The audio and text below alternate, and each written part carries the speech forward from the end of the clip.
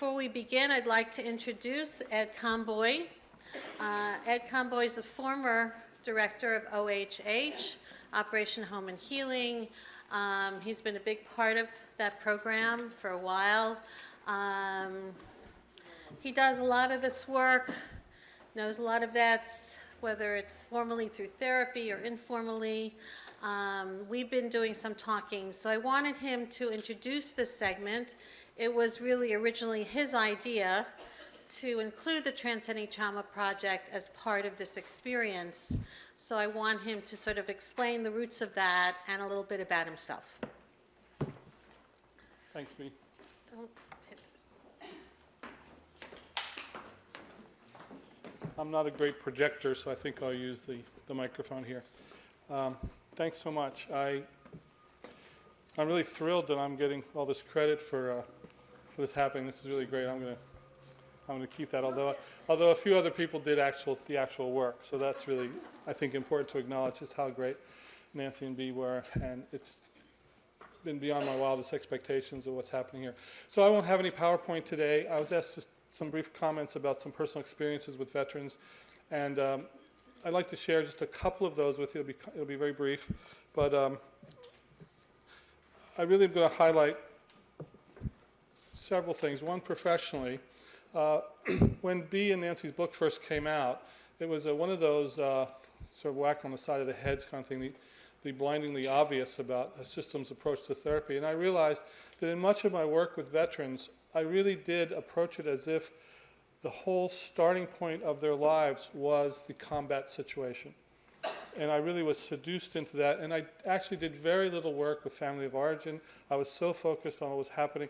And then I realized that that is just completely counter to our work, and to really begin to expand and to see how the intergenerational pieces could fit. It was something that I was kind of embarrassed professionally, saying, like, I just missed it, because the power of what was occurring for so many of our veterans in that situation it was very easy just to get caught into that and not really breaking through into much richer material that was all part of that. So I think that your work is really going to help us to be thinking about it in the ways that we always did. And so I want to highlight a couple of things that I'm hoping will come out of this, that we will. My iPad went to sleep, I didn't. So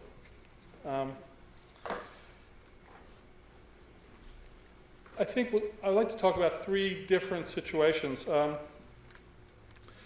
One is one of the approaches I think that we need to be stressing is the difference between being identified with the military and affiliated. Most of the folks who do transition well into civilian life often have a deep affiliation with the military, but they're no longer identified as military. And so many of our folks who stay in that identified space really they don't come into their sense of being a civilian again. That's what I saw with many of the Vietnam veterans I worked with in the past. They were, many years later, they would still identify themselves as part of the military culture and not as a civilian. And that's something that we need to be looking at and addressing really carefully, because the affiliation is vitally important to many of our vets, and they really don't see that value of being affiliated rather than identified. And it really is a thing that we really strive for. And that's part of my work, is to look at how that can happen in a way that is kind of seamless. So there's a long history here, obviously, of what's been happening with the work with our veterans. My work started with, start with my dad, but I'll end with him. Work started with some Vietnam-era veterans a number of years ago. And I'd like to highlight one case that still stays in my mind, that many of you will understand and see. It's a gentleman, he was in California, his name is Dan. And Dan is, his work is, he works with death penalty appeals. That's all he does. Death penalty appeals. He's done that for, I think, over 25 or 30 years. And for him, it is how he can really assuage his shame and guilt for what he did in Vietnam. And so his work is about that. And he's very clear about it. And he works very hard at trying to save lives because of some of the things he did. So one of the things that we can work with as therapists that we're also very skilled at, and with lots of experience, of really working with some of the shame and guilt. It's not talked about publicly much. We don't hear that. There's a lot of secrets, as we know. One of the things that Dan would do, which was kind of extraordinary, he was married 3 times, and he would have serial affairs, just a number of affairs. He would always keep the affair secret, and he would make sure that he would get caught, and then there'd be a whole drama around the secrecy and the caught. And then his 3rd wife really caused him problems, which brought him into therapy, because she did not care about the affairs. And she said that very clearly. I don't care how many affairs you have, it doesn't matter, I care about the secrets. And she said, if you keep secrets, I will divorce you. If you get affairs, I don't care. And it really was tremendously disturbing to him, because all he cared about was the secret. That was his motive. He lived in a world of secrecy, and so that he really had nowhere else to go, so he came to therapy and worked really hard. So there is a sense of looking at how we can work with our veteran clients to move into that space beyond that. And I don't know how many of you had this experience, but this was sort of the shifting point with him and with a number of veterans that I worked with, especially from Vietnam, and now we're seeing some from OAF, OEF. And they're the pictures, the secret pictures that most of the combat veterans I work with, they have them. And there is the moment that it's happened repeatedly, but they will bring the pictures in of the bodies of the people they killed, and they'll hand the picture to you and watch your reaction. And when Dan did that, he said, "You didn't flinch." And I said, "No, Dan, I've seen these before."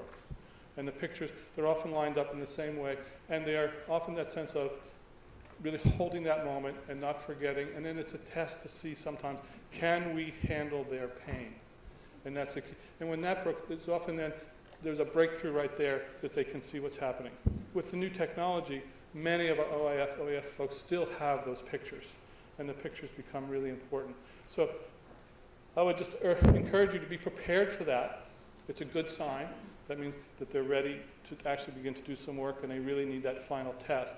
Can you handle that? The other highlight from an OEF was the sense of dissociation that I see a number of the younger guys are having. This was a fellow who was early on. He was in Fallujah, in the first Fallujah firefight, which is probably one of the most challenging firefights that the Marines have had in recent history. I think now it's right up there with the annals of many of the great battles of the Marine Corps. He was a sniper, and he was trained to kill, and he was very good at it. Evidently, they say he was one of the premier snipers of his day. As I guess most of you do, I usually frame the question, was there a time when you had to take someone's life? That's how I phrase it. There's other ways to do that. I don't ask if you killed someone, because that's a little too general. I just ask, was there a time when you had to take someone's life in combat? And when they do, then I asked him, does he have a sense of how many times he might have done that? And he said to me, I think it was about 200, give or take, he said. And I said, well, do you remember them? And he said, I remember the first one, and I remember the last one. I don't remember anyone in the middle. And that is a very common situation. And some of it is to begin to normalize that for them. And this is but that dissociation. And with him, I really wanted to get him to be working with someone who really did some body work, some EMDR, some other work. And I just couldn't get him there. He was really so disconnected from his body, literally, that it wasn't successful. I think we're seeing a lot of dissociative situations that are happening with the younger guys. And it's just, they're just shut down. And of course, he was referred by his partner, who was having real difficulties, obviously, in the relationship. The other problem he had was really difficulty maintaining a job. He was a security guard, and he got fired from several jobs because it seemed like he was never checking in, when they do those timestamps. As a matter of fact, he did a great job, but he never left his post to check in, because he was afraid if he came inside to actually check on the timestamp, something might happen.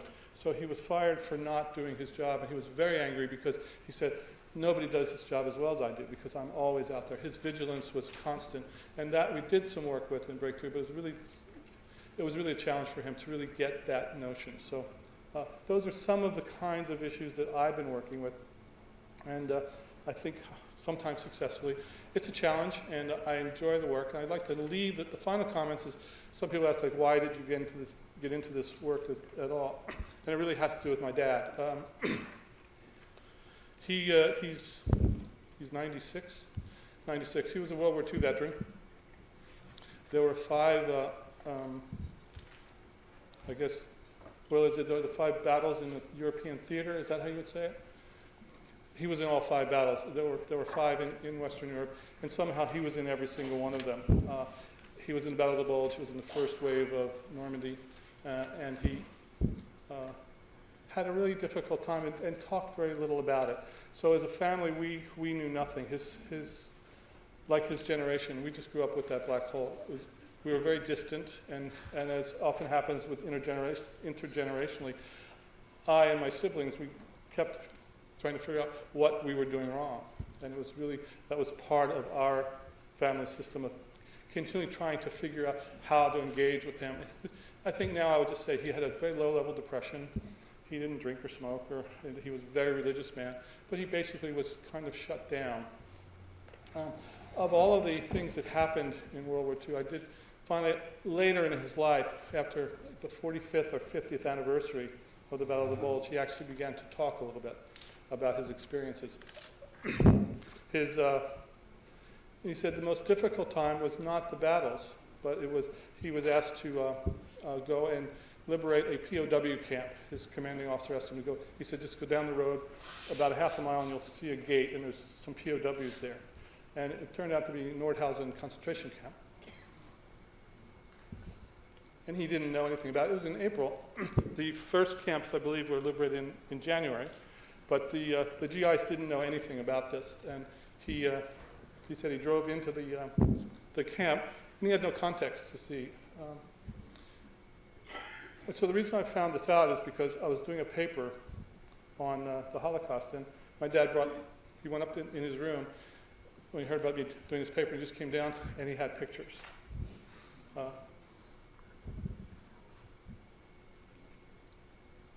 And I still see them. And my sense of what it does, to the children, because I could see his pain, and he held those pictures. And the pictures were when they first went into the camp. So he said, it wasn't like you see when everything was all cleaned up. And that's the pictures that most people see. The pictures reminded me of some of the pictures I saw of Jonestown years ago, only the scale was beyond reckoning. And he carried that his whole life. So I asked him, I said, Dad, it's kind of creepy that you had these pictures. Why'd you do that? He said, we confiscated all the cameras from the German civilians. And he said, excuse me. He said, when I took one of the German cameras, and he said, I had a thought that someday someone will say this never happened.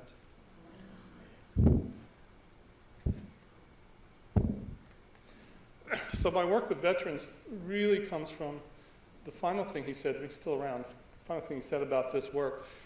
He heard I was working with veterans, so my dad's a pretty simple guy, working class guy. He said, I hear you're doing some of that PTS stuff with veterans, is that right? I said, yeah, Dad, I'm doing a little PTS stuff with veterans. He said, well, what do you think of it?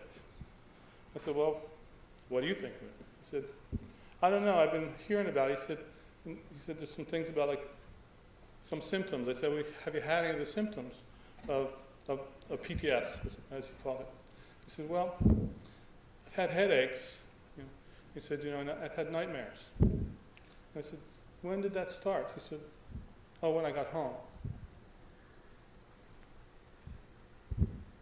So my dad has lived with PTSD for now, this will be 70 years. And that's too long. And if we don't work with these young guys today, they will have children and grandchildren who will have those questions and have those same systems, and we can make an impact.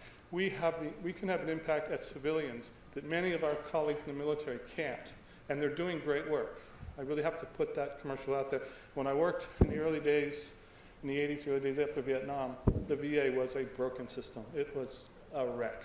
And that is no longer the case. It is a stretch system. It's stretched beyond all imagining. They do great work, but we as civilians can do some work that's very different. And I encourage you all to stay with it. It's just wonderful work, and I'm thrilled to be associated with it. It's so great to see so many wonderful faces here, so familiar. Thank you. And I hope that this is a good precursor to the intergenerational work that I hope you'll all do. So thank you. Thanks again for being part of it.